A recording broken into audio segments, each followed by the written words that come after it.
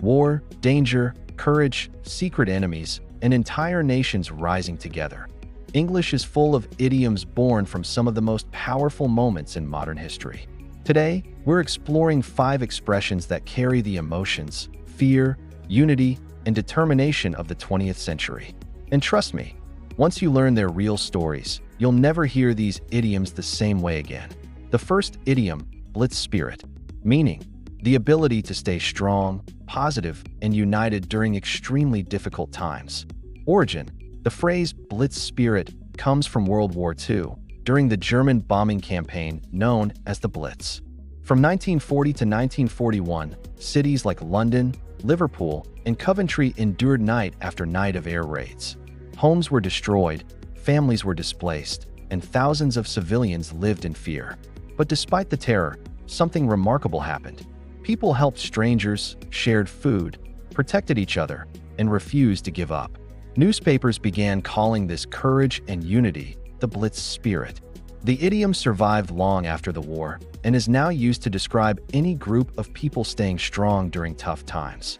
Examples and context: even during the power outage, the neighborhood showed real Blitz spirit and supported each other. The team kept working after the server crashed, pure Blitz spirit. After the storm, volunteers rebuilding homes were praised for their Blitz spirit. If Blitz spirit represents strength in groups, our next idiom focuses on a single, unforgettable symbol of individual power, a woman who changed history. The second idiom, Rosie the Riveter, meaning a strong, capable woman who can handle tough challenges, especially in traditionally male roles. Origin: Rosie the Riveter began as an iconic image during World War II. With millions of men fighting overseas, factories desperately needed workers. Women stepped into heavy industrial jobs, building planes, ships, tanks, and weapons. To inspire this movement, posters showed a confident woman in a red bandana flexing her arm with the words "We can do it." Even though Rosie wasn't a real individual, she represented millions of hardworking women who kept the war industry running. Today, the idiom symbolizes female empowerment, resilience, and breaking stereotypes. Examples and context: when she repaired the engine by herself, everyone called her a real Rosie the Riveter. Starting her own construction company made her the Rosie the Riveter of her town. In tough situations, she always proves she's a modern Rosie the Riveter. But not all wartime idioms are inspiring. Some come from genuine fear and survival strategies. Our next one is a perfect example. The third idiom, duck and cover, meaning to take quick protective action when danger appears suddenly. Origin: duck and cover comes from the early Cold War era, when governments prepared civilians for potential nuclear attacks. Schools played official training films showing children diving under desks, covering their heads, or hiding against walls when they saw a flash of light. Although these methods were questionable in terms of real protection, the phrase became deeply embedded in culture.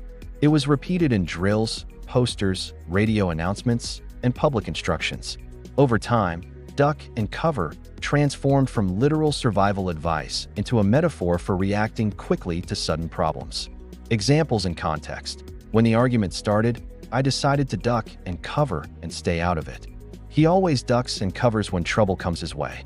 The company had to duck and cover after the unexpected financial report. If duck and cover is about avoiding danger, our next idiom reveals danger hidden within, enemies pretending to be friends. The fourth idiom, fifth column, meaning a group of secret supporters inside an organization who work to weaken or sabotage it. Origin: the term fifth column was first used during the Spanish Civil War in the 1930s. A general claimed he had 4 columns of troops approaching Madrid, and a 5th column of rebels already inside the city, secretly helping his forces. The phrase quickly spread across Europe and later the world. During World War II, governments used it to warn citizens about spies, traitors, and collaborators within their own communities. Today, the idiom describes hidden opposition inside a company, team, or political movement. Examples and context: the CEO suspected a 5th column leaking information to competitors.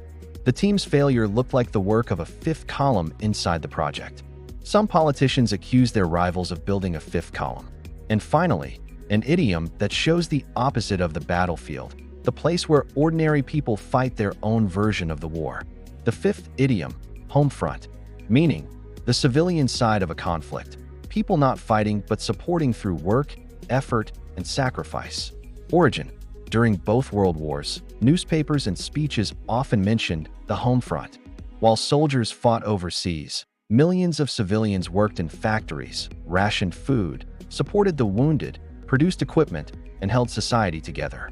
The home front wasn't just a location, it was a huge national effort that made victory possible. Today, the idiom is used for any non-combat group supporting a major struggle or challenge. Examples in context: parents formed the home front while their kids competed in the championship. Researchers worked on the home front during the medical crisis. While the team played, the fans created a powerful home front of support. These idioms may come from war, danger, and uncertainty, but they show something deeper: courage, teamwork, and the will to survive. Which of these 5 idioms was your favorite? Tell me in the comments. I read every single one.